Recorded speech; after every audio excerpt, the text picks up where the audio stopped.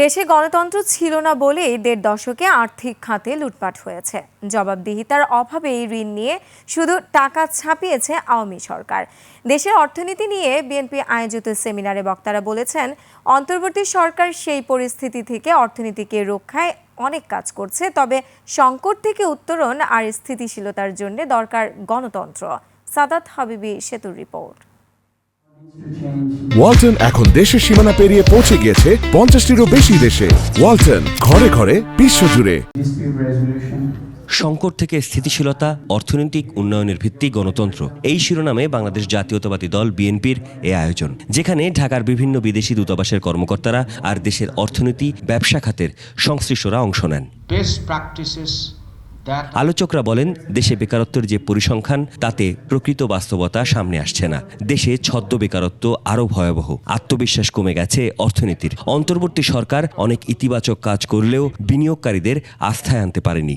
গণতন্ত্রের পরিবেশের সাথে একটা দেশের অর্থনৈতিক প্রবৃদ্ধি একেবারে ওতপ্রোতভাবে জড়িত, এবং সেটার যদি কমতি থাকে, প্রসপ্যারিটি সেটা কমে যায়। সবকিছুর উপর কনফিডেন্স নির্ভর করবে, এবং এই কনফিডেন্স সাধারণত নির্বাচিত সরকারের আমলে যেভাবে হয়, সেটা অনির্বাচিত বা ইন্টারিম সরকারে সেইভাবে হয় না। And we both staying committed to multilateralism.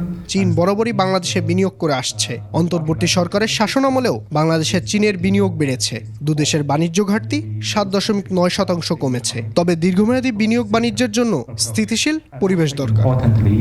ব্যবসায়ী নেতারা মনে করেন, বাণিজ্য বিনিয়োগ থমকে আছে রাজনৈতিক সরকারের অপেক্ষায়, আর স্বচ্ছতা, জবাবদিহিতা চাইলে গণতন্ত্র থাকতেই হবে। অন্যদিকে বিএনপি মনে করে, নির্বাচিত হলে তাদের জন্য সবচেয়ে বড় চ্যালেঞ্জ হবে কর্মসংস্থান সৃষ্টি।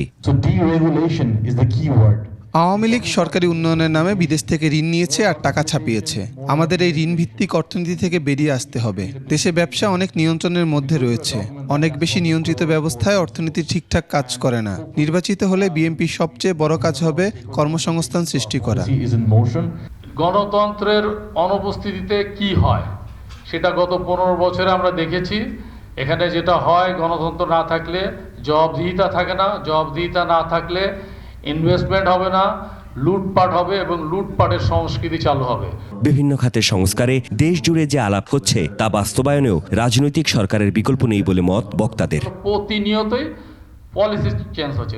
সাদাত হাবিবি সেতু, ২১ টেলিভিশন, ঢাকা। এইটা যদি